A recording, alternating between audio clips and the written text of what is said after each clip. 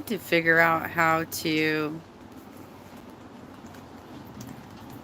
schedule a live stream so that I would give you guys notification, but apparently I am that dumb that I still don't know how to do this. I haven't figured it out, at least on my mobile app. Maybe it's easier from the desktop app. I really don't know. Okay, so let's talk about this for a second. On the one hand, I feel like they should have each gotten 30 years per count. On the other hand, I feel like it adds up to enough that they're going to be in prison for the rest of their lives, you guys. So I don't know. I mean, like, even if they get out on early parole or something, they're going to be so fucking old by the time they get out of prison. It's going to be an amazingly long time because they got 4 counts, 15 years apiece per count, served consecutively. So the difference between consecutive and concurrent is that consecutive means it's one after the other, whereas concurrent means that it's served all at the same time, right? So that would just be 15 years, period. But in this case, these are consecutive terms, right? I'm surprised they got exactly the same sentence, though. I watched some footage from True and Crime,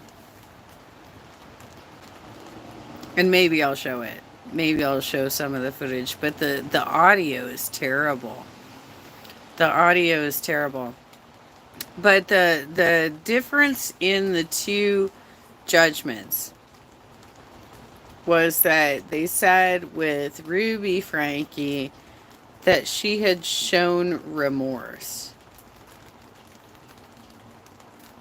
Her entire story was that she was being manipulated by Jody Hildebrandt over the last 4 years, and brainwashed to reject all of her family members, reject her husband, and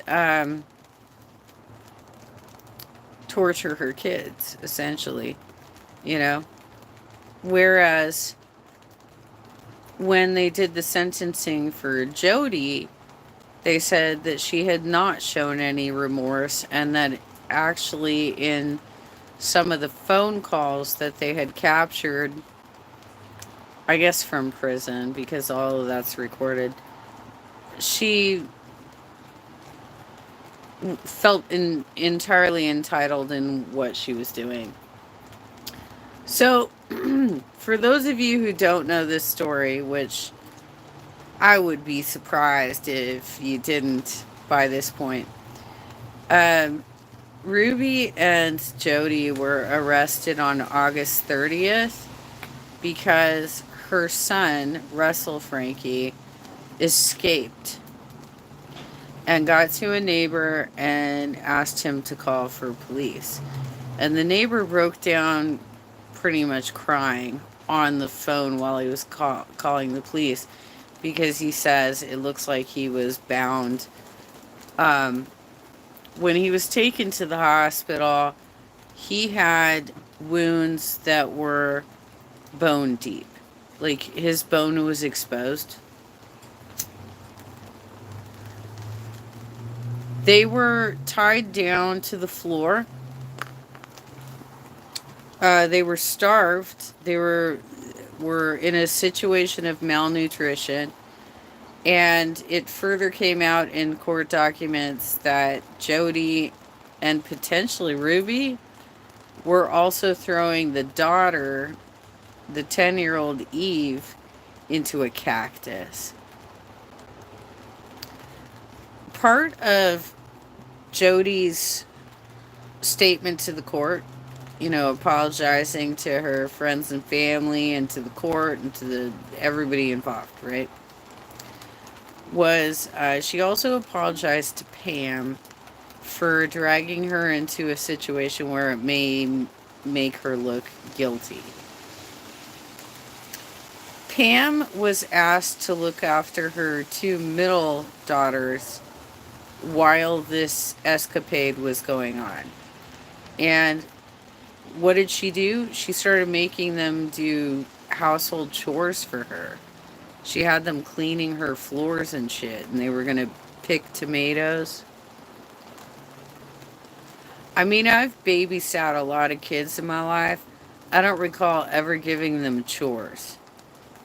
I remember feeding them, putting them to bed, and maybe like plopping them on the couch to watch a Disney movie.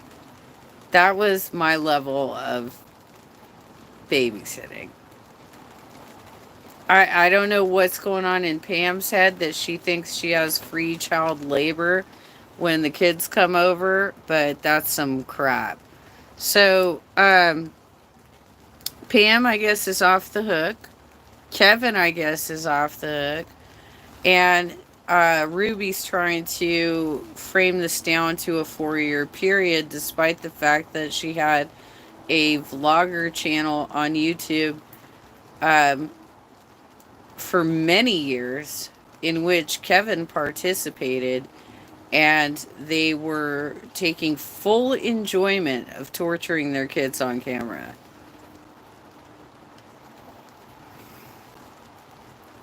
Eve was 10 when they saved her from Jody's compound, her safe room, where they were tying these kids down.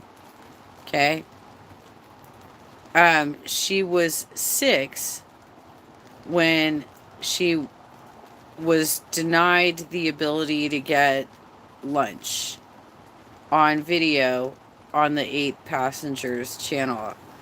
And she was younger than that when Ruby threatened to cut off the head of her favorite doll. This shit went on for a lot longer than she's saying. And I'm not totally disappointed. I mean, they're going to be in prison for the rest of their lives, you guys. So, okay. But I don't like the rewriting of history. Um, she put all that shit up on her channel of torturing her kids and is trying to be like, well, Jody made me do it, girlfriend. And on top of it, her relatives aren't much better. Like they're putting their kids up on live stream as well. And they did not do enough to actually step in and intervene in this situation at all. So there's that. The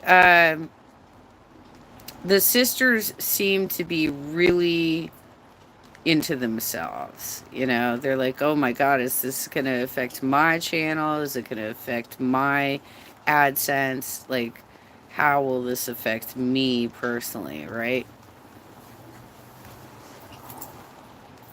I lost my tissue, you guys. I gotta go get it. Because I have a chronic drippy nose um, because of the blood pressure medicine I take. So anyway, that's that, I guess. I mean, it's they have like I think 30 days to appeal, but they made this arrangement with the DA through their attorneys. So I don't know that that's necessarily going to happen unless they were really upset with their attorney services. Oh, I think I put it up here. Okay. So that there ends the saga of 8 Passengers and potentially connections. I don't know if Pam's gonna keep trying to run that establishment because it's already been proven that their methods are really destructive and harmful to people. You know, like their whole goal is like separating couples and demonizing spouses. So, like for instance, Kevin had he says that he didn't know any of this was going on because he was out of the house for 13 months, but he was literally on live stream with her when she was abusing her kids. She sent her son Chad off to um like one of those hardcore wilderness retreats where they try and like pray the gay away kind of shit. And when he came back, she made him sleep on like a beanbag for 6 months.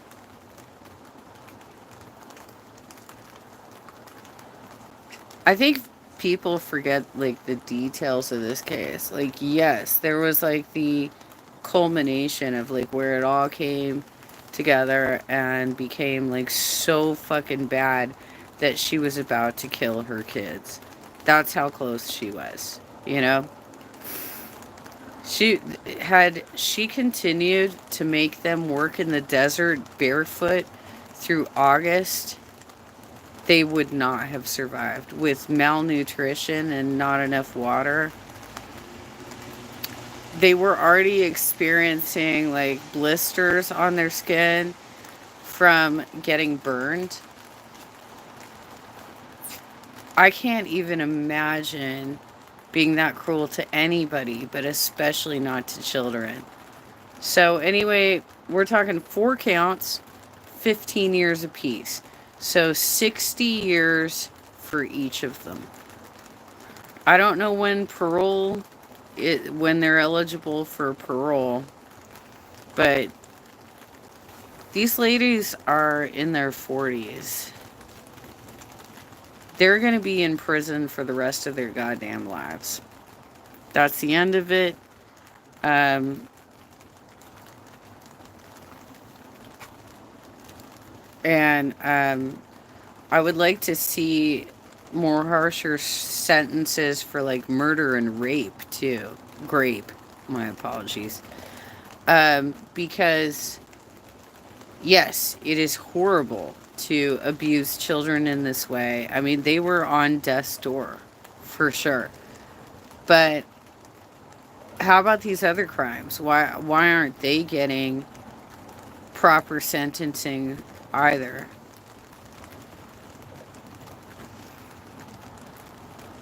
I don't know. But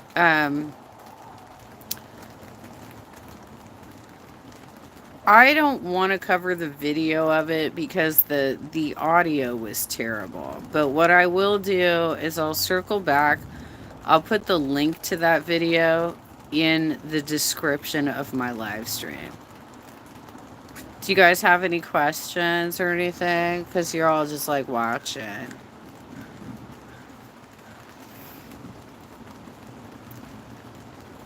All right, well then I'm gonna wrap it up, and that's gonna be it, basically. But I'll put the. You can watch the sentencing. It was the audio was pretty bad, and so it's difficult to hear these ladies as they're speaking, and the attorneys and stuff. Um,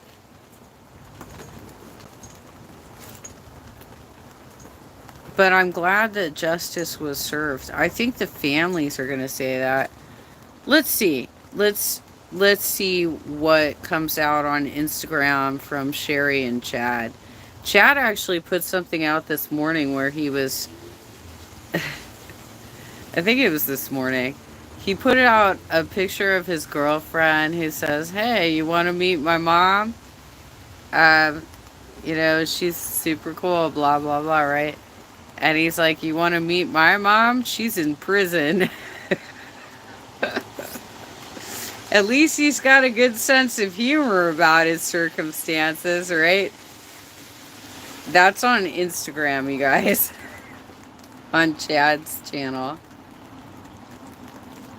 All right. We'll wrap it up there. did speak with my physical therapist today, and the company, and we're going to work into a new plan starting tomorrow, so that I don't get so overworked that I'm throwing up every day. Because, I mean, how is that effective? If you're flaring me up and making me throw up, that's not a very good plan. So, we have talked. Um, I also talked to her about how the first Friday that I came in, um, the session that we were in was discussing filing for like disability programs and stuff like that. And I was the only monolingual English speaker in the room. And so there was a translator sitting right next to me.